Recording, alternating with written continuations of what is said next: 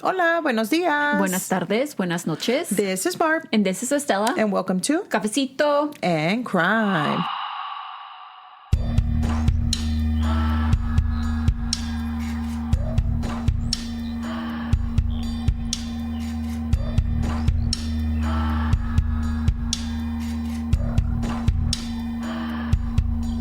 Did you just sing Cafecito? Cafecito. I always do that. Oh, wow. No, it sounded a little bit more like... Yeah. No. That's cool, though. That's cool. I ain't gonna lie. That was pretty awesome. I didn't try to, but No, it but just no, came out. it sounded nice. It sounded nice. Thank you. So, welcome to part 2 of our Harvey Glatman Shit. Men show.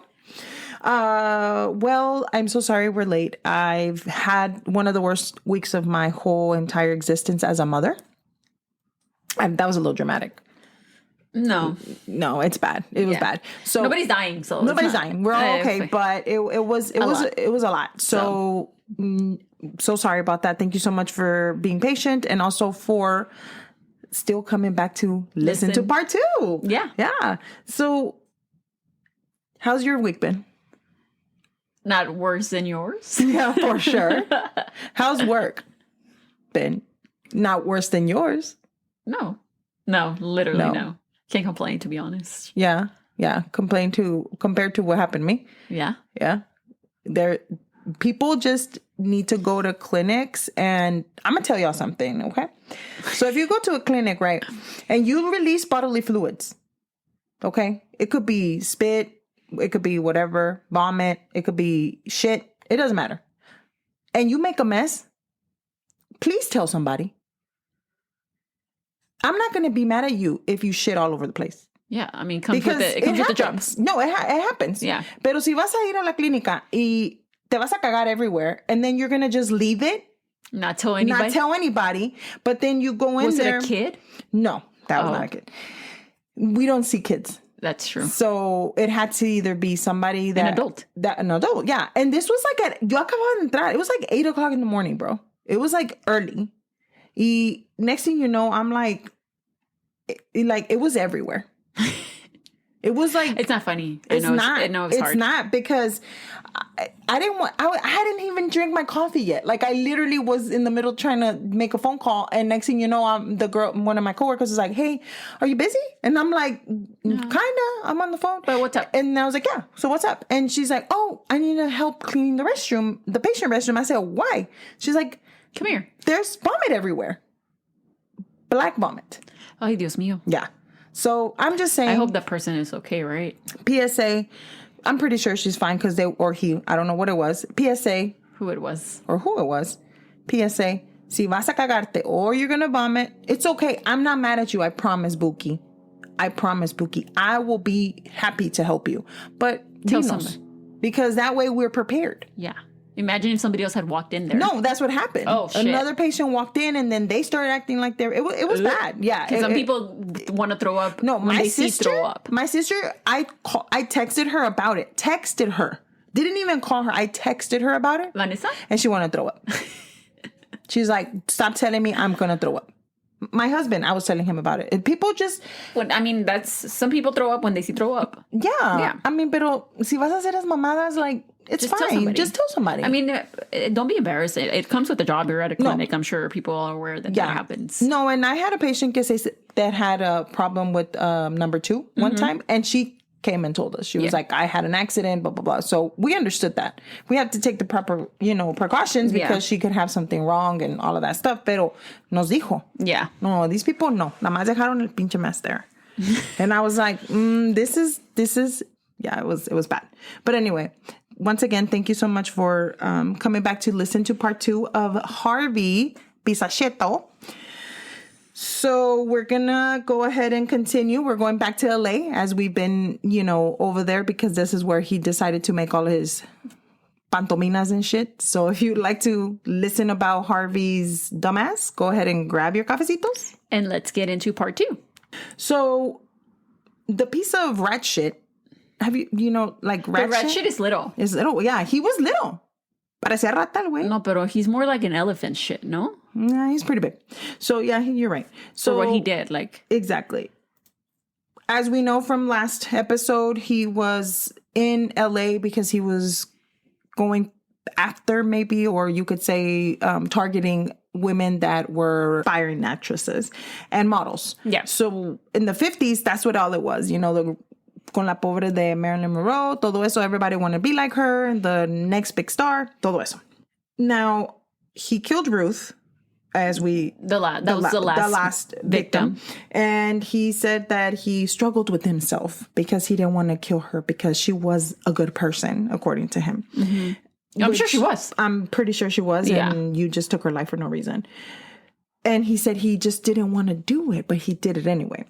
I don't know what the fuck was wrong with him. I don't know. A lot was wrong with him. So he struggled with himself, he said. And then after Ruth was, and Ruth, we didn't know that she was missing for about 2 months. So then after that, then people were like, okay, what's going on? They started asking to see if somebody had seen her, the strip club, all of this, because she was also a stripper and a model. After the 3 kills, he had committed. The boy said, you know what? I don't want to wait as long as I waited last time. He was amped. Like, he was like, I can do this. I'm getting away with this. People are not even looking for me, or they don't even know where to start. Yeah. So he was fired up. I could do this. After 6 months, he then had more time had passed between him and the last victim. So he started working as a ticket repairman. Or he started working as a TV repairman. Okay. Yeah. And it seemed like he was starting to go insane because now at this point, not that he wasn't insane, but at this point, he's not, like I said, he's not letting a lot of time pass. So that's all he could think about was killing. He was thinking obsessed. Yes, exactly. He was starting to get obsessed. And that's all he thought about was murdering again. He would go through the memorabilia that he had. He would go, remember I told you. The things that he would keep. Yes, he would keep the watch that he stole, all of the shoe, and he would reminisce on all of this. In August in 1958 is when he started to look for his next victim, but he didn't even think about changing his name at this point. He's like, you know what? I'm just going to be Frank again, because he was Frank Johnson with Ruth. So he said, I'm going to be Frank again. And he didn't even change his MO. Like, what was he going to do? Yeah. He just said, because he had gotten away with it 3 times. Like, what was another? Why would he not do on the next kill? You know what I mean? But you know how at the beginning with Judy, he did the whole picture thing, pero with Miss Lorraine, ella era de Lonely Hearts. Lorraine or Shirley? Oh, Shirley, excuse me. Sorry, my bad. So with Miss Shirley, she was from the Lonely Hearts. Yeah. So then ella era como, she was on a date. Right. And luego después he went into with Miss Ruth, fue cuando he was taking pictures again. Now he didn't even want to do that because he didn't want to waste time in thinking. So he said the same thing. He was a photographer shit. So he went to the newspaper and he found a modeling agency that he called. And the modeling agency was called Diane Studio. Mm-hmm. So that modeling agency was on Sunset Boulevard and they specialized in pinups. The thing is, which was really weird, was that Diane, when she met him or when she was able to see him, she recognized him because she had actually done previous work with him. Oh, okay. Yeah. So at this point, on October the 27th, he showed up at the agency. And once again, he said, hi, I'm Frank Johnson. And I need pictures for this campaign that I was running for. Again, the same thing, the magazine. You're like, I need a model. I need a model immediately. And like I said, the owner was like, okay, I think I've seen this guy. So she kind of already felt uneasy. Pero instead of saying, you know what, no, we don't need anybody right now, she actually threw the new girl. So this is where we start talking about Miss Lorraine. Wait, so who's Diane? Diane is the owner of the studio. It was called Diane Studio. Okay. But the thing is, what's fucked up about this is que if she already had an uneasy feeling about Harvey, ¿por qué mandó a Miss Lorraine? It's because you never think. I mean, you can feel uneasy about somebody, pero I don't think your mind ever goes there. You don't think so, yeah. Yeah. So she said, well, I have this girl. She just started 3 days ago. And her name is Lorraine Mitchell. And she this is just a little insert. This is the bad bitch of the story. Okay. So I mean, they're all bad bitches. They're all bad bitches. But this one, she was a bad bitch. So she just had started working there as a secretary. And she was kind of wanting to get into the modeling thing too. So le dijo, you know what?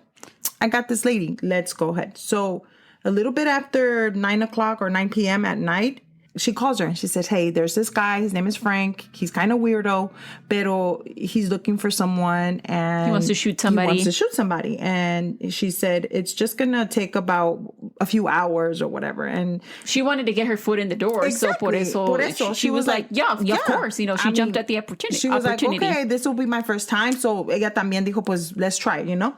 So Diane told her que iba a mandar a Frank recoger a Lorraine para que le tomara las fotos. Okay. So le dijo, I'm sending Frank over, pero sí le dijo, he's a little weird. Right. Once again, like she did tell her.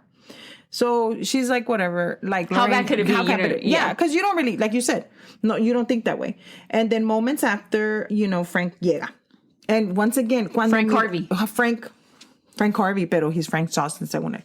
So the thing is, like, cuando miraban a Harvey, lo miraban como he looked like a nerd. Like, he looked like helpless. He doesn't look threatening. Yeah, he does not look. He's like 5'6" at the most, 5'5" or something like that. Like, you could be like, oh, I could take him if I needed to. Yeah. So everybody that I've known from the whole cases or the whole stories that I've heard, todas dicen he does not look scary. Like, he didn't look like he was threatening. So I guess Lorraine dijo, ¿sabes qué? Maybe Diane is just being overcautious. Yeah. Dejándome saber, but, you know, I'm just going to keep an eye out anyway. He goes over to Lorraine's house, and as soon as she opens the door, Frank supposedly starts telling her about what they were going to do. They were going to shoot again for this magazine, and that they had to leave to the studio, which was Diane's studio. Mm-hmm. So ella le dice, which was the first thing that anybody has done, I'm not going with you unless you pay me. Primero quería el dinero. Mm-hmm. So ella le dijo, you know what? I'm not going with you because I need the money. Yeah. This doesn't mean that this is what Diane wanted, pero she just thought it was the right thing to do. Yeah. Que le diera el dinero. And he's like, no, te voy a pagar when we're done. And Lorraine is like, no. Si no me das el dinero, I won't go. I mean, obviously, he didn't have fucking money. Right. Because he wasn't really going to shoot her. Exactly. Well, he was, but not in the way that... I mean, he wasn't actually going to take pictures of her. Like, for a magazine. He was going to take pictures of her, but it was in ways that... he was trying to kill her. Yeah. So the next thing that happened was that he had agreed with Diane that he was going to pay her $22. Mm-hmm. And so $22 back then in the 50s is about $275 this time, which was a lot of money. Yeah. And so they went back and forth, and he kind of got frustrated. So le dijo, I'm going to give you $10 for now. Y luego la mitad, y luego lo demás te lo doy después que terminemos. So she was like, no. Ya con eso, she's like... pay me everything up front? Everything, or we're not going. We're not going. Yeah. Okay. So al último, she was thinking, you know what? I am going to go because I don't want to, no quería dejar mal a Diane, porque it was her first gig once again. Yeah. And so she's like, well, if you don't give me the fucking money when we leave, like, basically, si no me das el dinero, we're going to have a problem, right? Yeah. So she's like, okay. She kind of was already scared.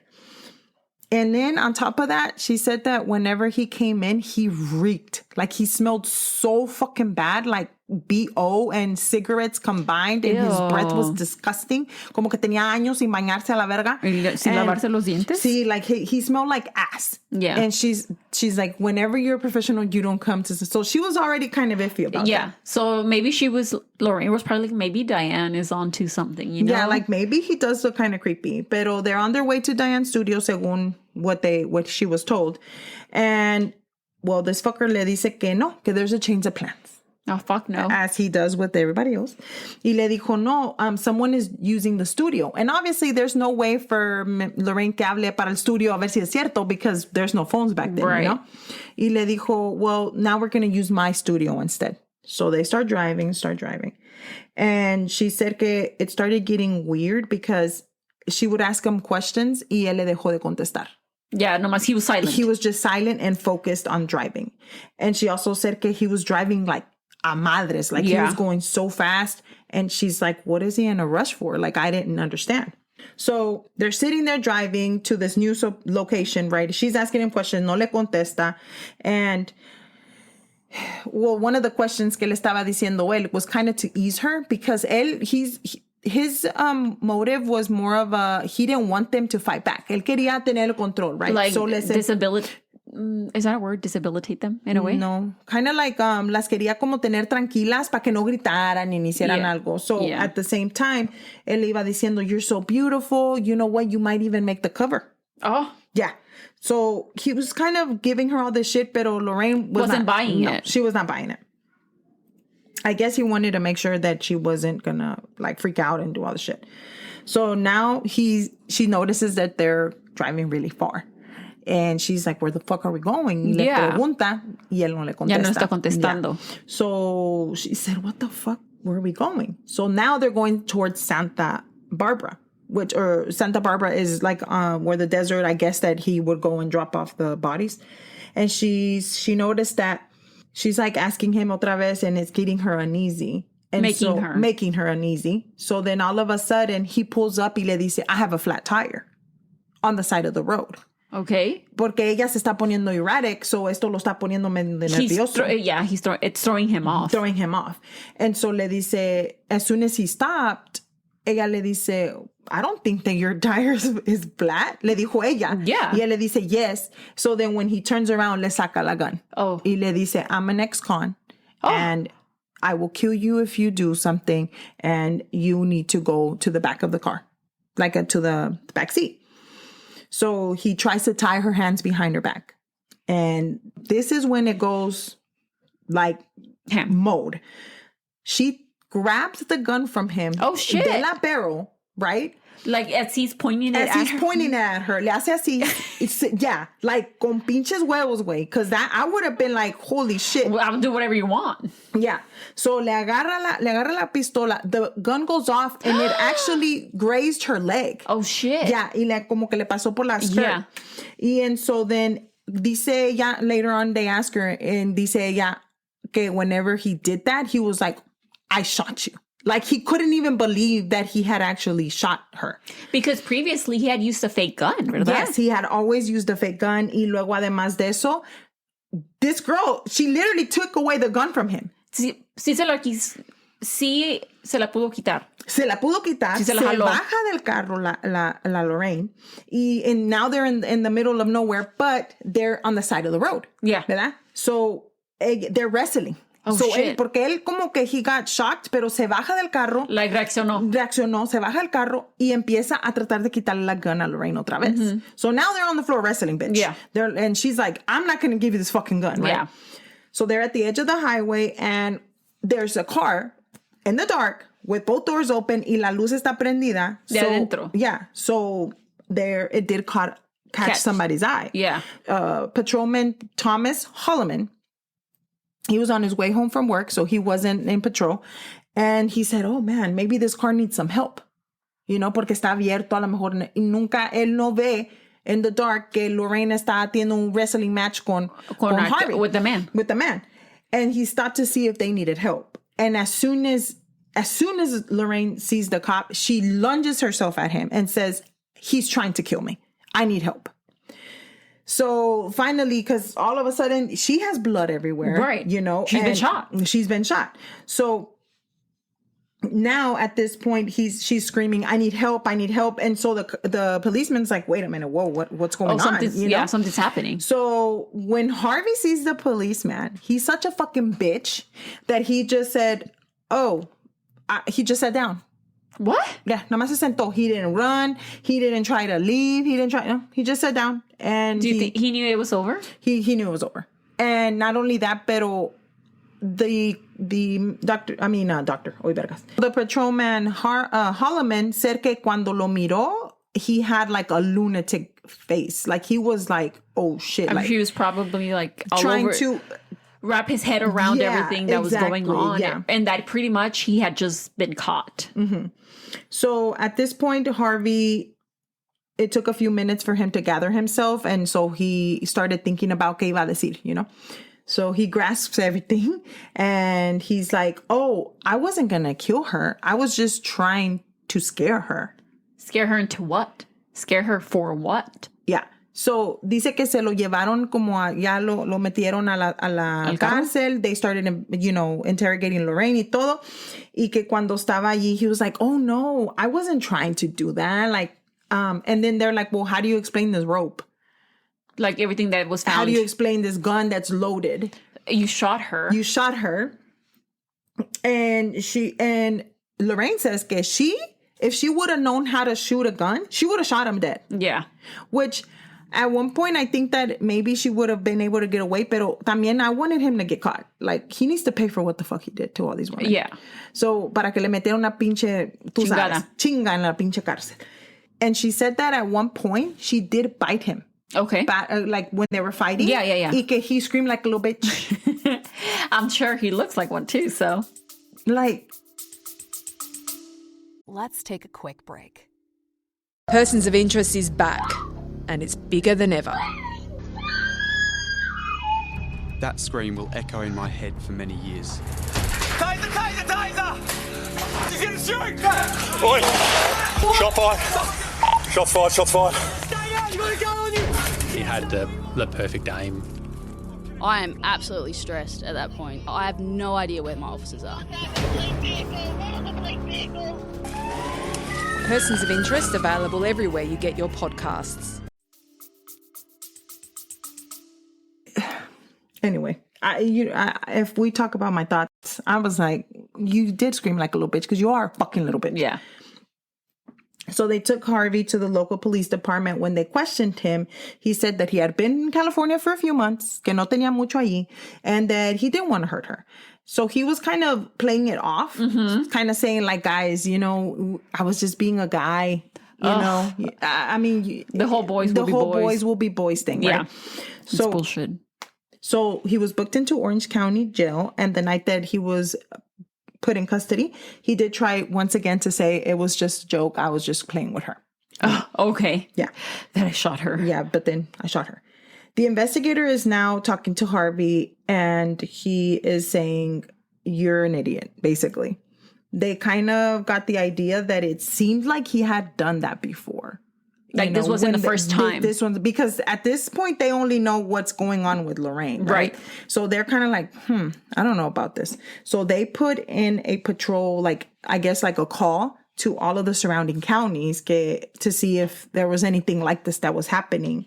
And that's when they put two and two together to say that they needed to discuss these other cases or that were unsolved.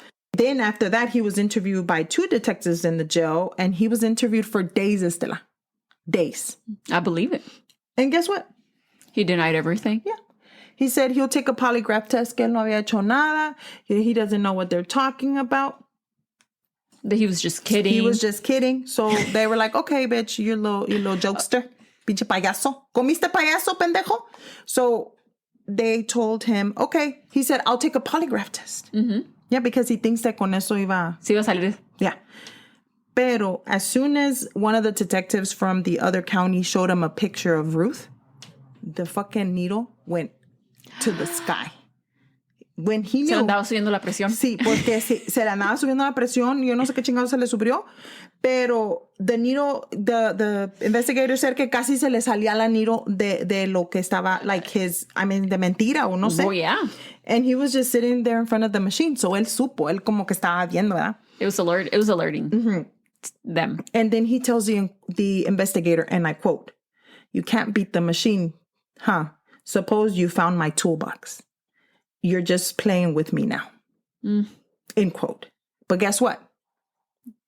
Tan pendejo, because they never found his toolbox. Good that he is that much of a dumbass. They didn't know anything about a toolbox. Yeah. They had already... They were not playing with him. Mm-mm. They're literally just trying to see if the polygraph test showed any deception or any sort of deception. And then I guess they would go from there. No, they had already been to his house to search. Mm-hmm. Before the polygraph test. Okay. So then when he said that, they're like, okay, so where would somebody have... This motherfucker didn't even try to hide it, bro. He put it in the garage. Pero no habían encontrado nada. No. Okay. No, because it was LAPD, but no.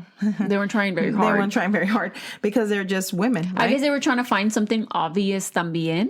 And like you said, he at least had that sort of stuff in a toolbox in his garage. Yeah, like what else would you keep a toolbox? In the garage. Yeah. So, I mean, it wasn't like they were I guess he was trying to hide in plain sight, I guess, because it is a toolbox. But it is in the garage, you know, like... the fuck? I don't know. But at this point, they did find the toolbox. After he said, you find my toolbox.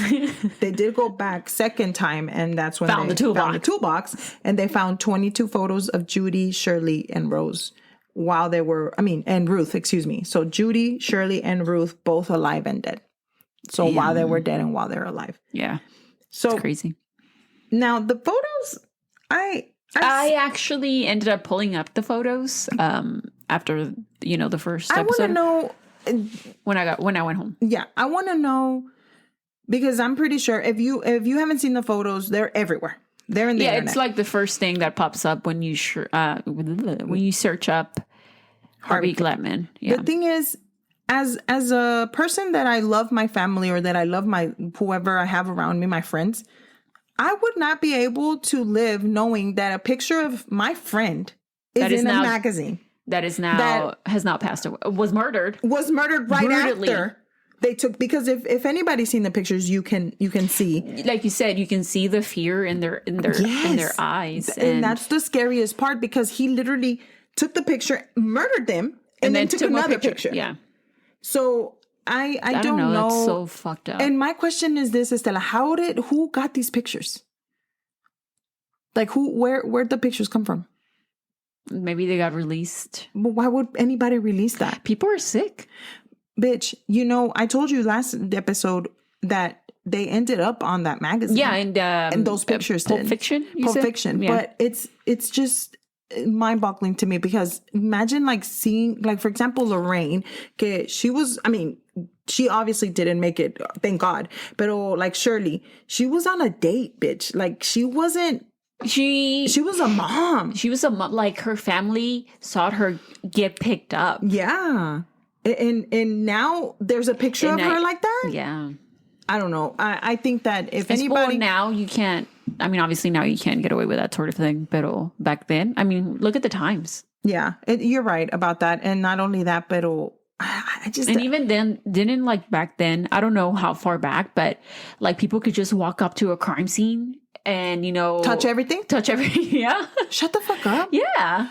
Where there was a case that we covered, and it was or like just that. Like a lot of people, that was like a thing, but I wonder in what year did they stop letting people contaminate crime scenes? Yeah.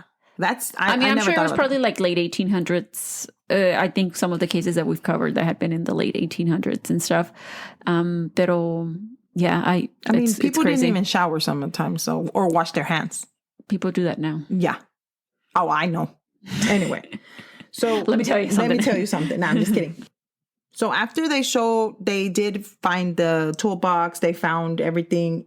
In a way, it seemed like he started to get sloppy, so it seemed like he just wanted to get caught, not that he was like, okay, catch me, but he does say he got comfortable because nobody was finding anything about him, and he just got sloppy. And his urges were too much for him. Yeah. And detectives say that when he was telling them, because after that, he just goes off. Like he starts talking. He tells them everything. Like he's like, I'm going to tell you what I did and da, da, da, da. And there's even a quote of him saying that along the lines, I didn't want to quote him because I don't think he deserves that. As saying that he wanted to give himself up. He wanted to turn himself in, but he just couldn't do that.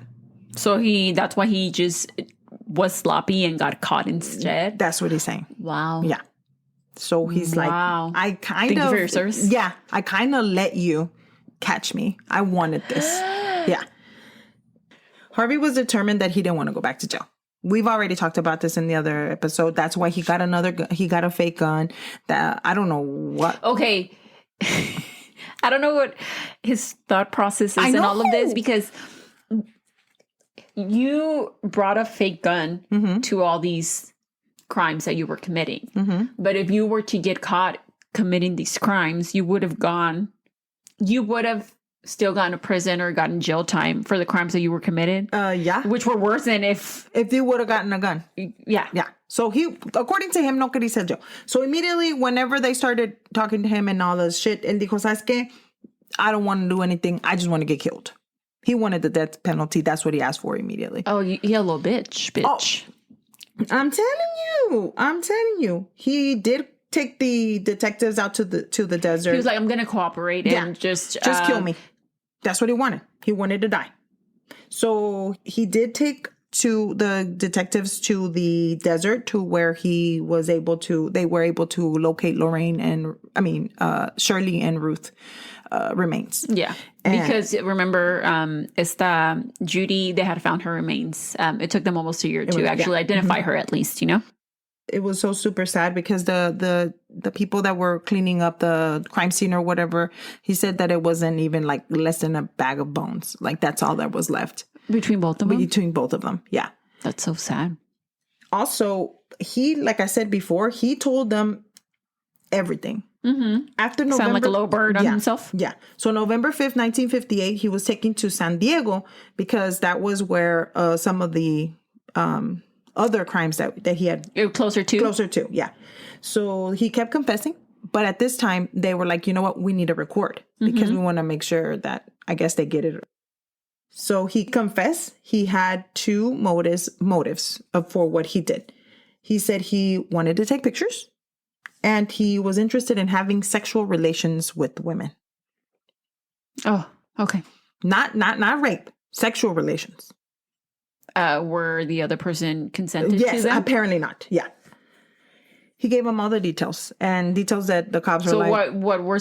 So why did he end up killing them? If the only thing that he wanted was pictures and sexual relations. Well, let me tell you. Okay. And he also included that he thought that the woman liked what he was doing to them.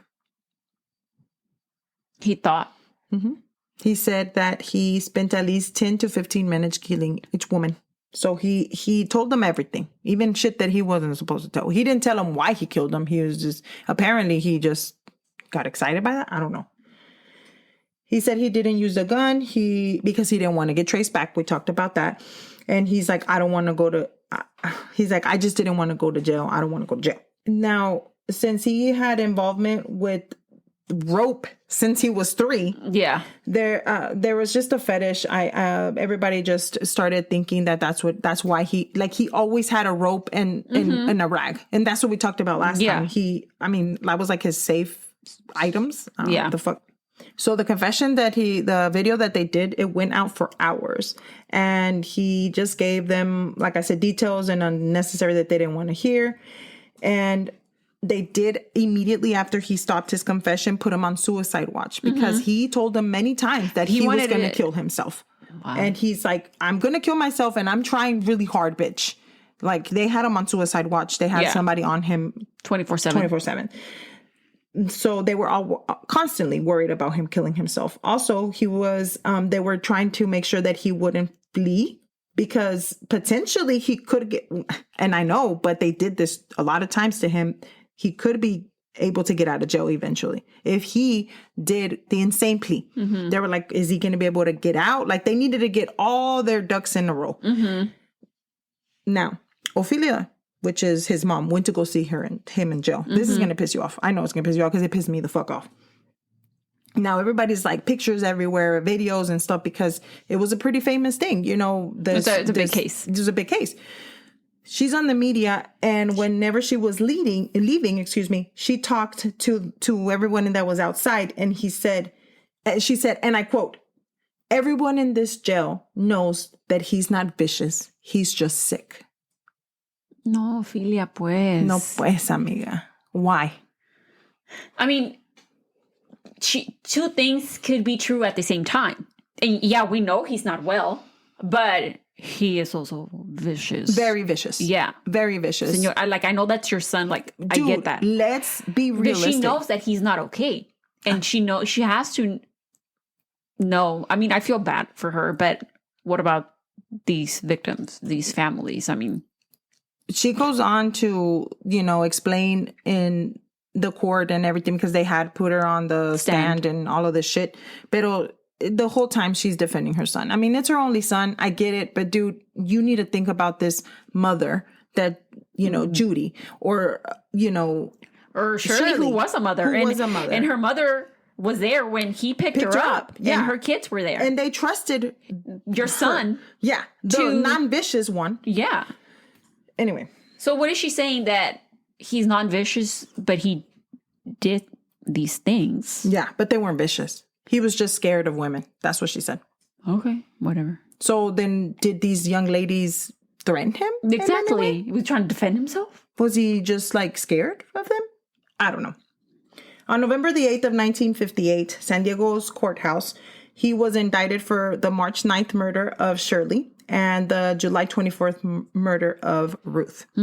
A few weeks later, on November 21st, he appeared in front of the judge again, and he said he's guilty. He was not going to change that. But as soon as he started going there, he wanted to die. Like, he's like, porque hasta eso, he's a little bitch. Yeah. ¿Por qué no te aguantas, güey? Yeah. Why do you want to die? So fast. So fast. I mean, he wasn't going to die fast anyway, but, the death penalty doesn't happen right away. During all of this, Ophelia, once again, she kept talking to the media, and she kept saying that Harvey was just afraid of the girls and that he didn't know how to react in front of a woman. So you choke him with the fucking rope or what? I mean, I don't know. They actually spoke to the original psychiatrist that was the one that saw him when he was little, que le dio la medicine. And that we didn't know if it was placebo or not. Whatever. So he actually, when he said that he wrote a letter to the parole officer, y le dijo al parole officer that yes, he was very, very aggressive towards women and he was a very dangerous person. So he actually wrote a letter and he was on the stand y todo. On December the 15th of 1958, he appeared in front of the court for sentencing. So it was clear to his lawyer that he didn't want anyone to intervene in his death penalty that he wanted. He wanted to die. But legally, attorneys, they had to at least put, say something. Like they can't just be like, okay, kill him. Because that's what he wants. Yeah. At the end, he was found guilty and he was convicted with 2 counts of murder and he was going to be... Why 2? What, not Judy's? Not Judy. I don't know why they didn't do Judy's. I'm not sure, but it was 2 counts of murder. And they should have done attempted murder for Lorraine too. But that's just me. I don't know. He said he wanted to be executed immediately. The earliest that he could. Harvey's attorney didn't want to say anything, but the judge had a lot to say. So the judge said, okay, y'all don't want to talk, but I'm going to talk. He was just saying that the people that there's higher positions that don't believe in harsh punishment, but that there's some cases that they're so revolting. He used that word, revolting, that the only thing that is left is to give the death penalty. And Harvey was one of them. He goes to talk about how life imprisonment doesn't mean always that they will be there for life. And the state of California, based on what I know or what I read, was that they base life in prison after 7 years. So as little as 7 years. So if he's there, he could get out again. Oh, it's like 25 to life. 25 it could be, it doesn't mean that you're going to be in there for life. Yes. So, and he said that he did not believe that people like him should be let out. Ever. So Harvey was sent to San Quentin prison in January 2019. Oh, shit. Sorry about that. In January 1959 to await his death penalty. With any death penalty in the state of California, it does trigger an automatic appeal. That doesn't mean that he asked for it. That just means it's automatic. And, the state said they reviewed everything. But once again, they knew it was him. On September 18th of 1959, he was led from his cell to a gas chamber at 10:03 a.m. So let me tell you what he's about to die, right? So he had a request of his meal. Yeah, that they get the last meal. That last meal. So I'm going to tell you what he requested. His last meal was a shrimp cocktail, a rare T-bone steak, French fries, a banana split, and a soda for his supper. On the morning of the execution, he also polished off eggs, bacon, toast, jam, orange juice, and coffee for breakfast. And he ate absolutely everything. Okay? At 10:03 a.m., the cyanide tablet was dropped into the chamber. And according to witnesses, he was like breathing really hard, like inhaling. I guess he wanted it to go by quickly. And by 10:12 a.m., he was declared dead. So he's dead. He's gone. That was pretty fast, though. So they did do it fast. They did. Not to mention, Harvey was only 31. So he did all of this shit. And it's so crazy because it was all like within a year. Yeah. Within a year, because he literally started killing in 58. By 59, by the end of 59, he was dead. Yeah. So it was something else. So I wanted to touch back on something that I left off on the last episode. I think I did kind of mention something about a Jane Doe that was found in Colorado. Yeah. Harvey was in Colorado around that period of time. So he was kind of going back and forth to Colorado, and then he actually moved to California. I think that there was a young Jane Doe, and remember I told you guys they didn't identify her, and it took a while. The body of the woman was found in the side of the road, and it was a mystery of what happened to her. The young lady had been hit by a car, and the measurements of the car were, because I don't know how they measured the car to know that she was hit, but she was hit. They did it. Yeah. And she was found like in bones también. Yeah. Nobody reported her missing. Everything was done. So the thing is, the car that was hit by, or that she got hit by, was matching Harvey's car. It turns out that when Harvey was being interrogated back in Orange County, he was asked if he had another body, if he had done something else, or if this was the first time. And he said, well, I photographed a few women. And they said, okay, did you leave them alive? Did you hurt them? And he said, well, everybody was stayed alive. He said, yes, mostly all of them. And then the investigator said, he smirked, and he said, unless they were hit by a car. So with this new technology and all of this, they did exhume the body of the Jane Doe. And this was recent, obviously. This was recent, yeah. So they exhumed the body, and it was found that she was actually bound on the wrist and bound on her ankles, just like all the other ladies were. I mean, fucking Harvey's been dead, bro. Yeah, like, for a long time. A long time. Yeah. But this poor girl, we don't know who she never is. Got she her never name. got her name out there. They had originally thought that the Jane Doe's name was Catherine Dyer, excuse me.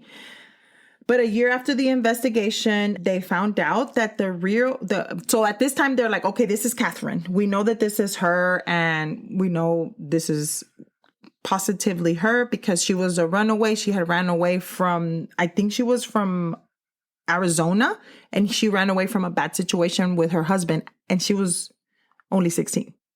Ay, Dios mío. Yeah. But they she find was out only 16. She was only 16, yeah. But they find out that that at one point the real Catherine Dyer, because that wasn't Catherine, she was found in Australia. Oh, la verga. Yeah. And she was alive and doing well. Because at this point, she's really old as fuck. Well, she had left the fucking continent. Yeah. And she was going by the name of Barbara. Mira. La Barb. Sí. ¿Cómo se dice? ¿Cómo se le llama? Mi twinsy. No pero you know the actual name. Tocaya. Yeah, there you go. And when they tried to move her from her home and into an older people facility, they found all the things that belonged to her. And some of the things said that her name was Catherine Dyer. So that's how they found her. They found her. They honestly have no idea how she ended up there. They don't know what the fuck happened. Nothing. So she ended up in Australia. They don't know how. Yeah. But now it's kind of back to square one with this Jane Doe. So the investigator was like, hey, I need to find out who this is. I can't leave her like this. And in 2009, he was able to identify her as Dorothy Gay Howard as a 16-year-old runaway. There was a historian, kind of famous, and she took interest in the case, and she asked if they could exhume the body as well. So they did.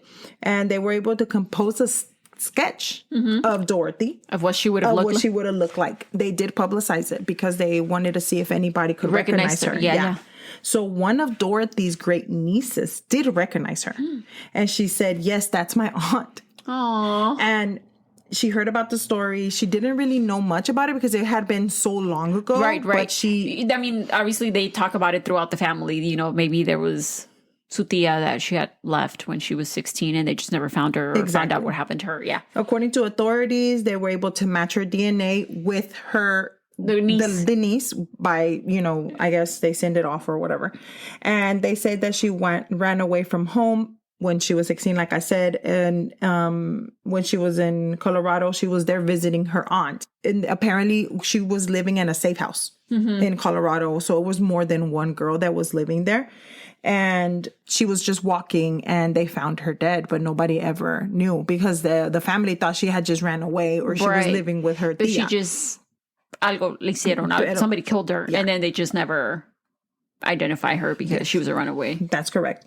So not only that, but there was a lot of girls that were missing around the same time. And a lot of them were runaways. So it was hard to kind of identify. But the detectives, there was no way for them to actually like attribute that was one of Harvey's early victims, but they're pretty much sure that was one of them. I mean, because think about it. By the time, in what year was her? It would have been the time when he was like around 58, because it would have been a time. But it would have been before he even killed Judy. So before he even. Yes, it would be even before Judy, because if you think about it, let's say that that Harvey is going back to California. Mm-hmm. I mean, obviously he's not that fucking bright. Let's be honest. So if he's going back to California and he's already like ready, he already has a story. Yeah, like he already has a plan. He has a plan. He has a rope with him. So do you think he kind of, let's say if he did kill her, mm-hmm. do you think he did it by accident, ran her over, he didn't mean to? No, I think he actually meant to kill her that way. Run her over? Yeah, run her over. Because if he had her bound and gagged, maybe she ran, and then he was like, and then he was like, "Fuck, I'm just gonna run over." Or maybe he didn't have any way to kill her because he didn't have a gun there. Right. So he's like, I have to kill her, and that's when he's like, oh, now I'm gonna start knowing what to do. Yeah. He learned from his mistakes. Well, whatever the fuck you call that. Yeah. So I mean, it just seemed like he had done that before. I mean, he obviously escalated from when he was very young before, when he was like a peeping Tom, and then, he started sexually assaulting people. Mm-hmm. I'm so glad that he's gone. Choking himself and all that bullshit, you know. So that's the story of Harvey Glatman. Mm-hmm. I mean, it's a horrible story. Not only that, but there's a lot of Jane Does in Colorado that still don't have identities, and they think that maybe Harvey must have been could have, yeah, allegedly. Mm-hmm. So what I wanted to talk about was this. If you're going to go ahead and say this guy didn't have a bad life. So it's not like he was made a serial killer or like all of these other people that most of them that we've talked about. Head injury. Did he have a head injury that we know of? His mom never said, but something was obviously off with this fucker. He was very young. Since he was very young. Since he was 3, bro. Yeah, exactly. Something was obviously off with him. And, it's kind of like, fuck, like, is it something that obviously the times didn't help. Exactly. Mm-hmm. Because his mom tried to help him. His mom tried to help him. Yeah. So. I mean, but Ophelia being like, later, he wasn't a bad guy and all these other bitches. No, he was a fucking bad guy. He literally. The bad guy. He literally took his time thinking about what he was going to do. He knew that these women. No, it wasn't even it didn't just start with these women. No. It started when he was younger. Yeah. And knowing that we don't even know if a lot of those women that are Jane Does in Colorado have anything to do with him. Yeah. So. What do you think? I think that people are cockroaches. Cucarachas for sure. Not even worse. Worse? Rat shit. No, like pus. Like pus? Oh, shit. That's bad. Mm-hmm. You know what people are? Earwax. No, boils. Boils in your ass. Yeah. Bitch. Hemorrhoids. People are hemorrhoids. Internal, external. Either one. But... Yeah. Thank you so much for listening about hemorrhoids. If you would like to... You probably thought that we were not going to go there. Yeah. Thank you so much for listening. We appreciate everybody's support. If you would like to follow us on Instagram, you can at... Cafecito and Crime Pod. And if you would like to download our episodes, that'd be great. If you'd like to rate us, if you'd like to share our podcast, we would really, really appreciate it. Yes, thank you so much. Thank you for everybody that everybody support. And we'll talk to you in the next one. Bye.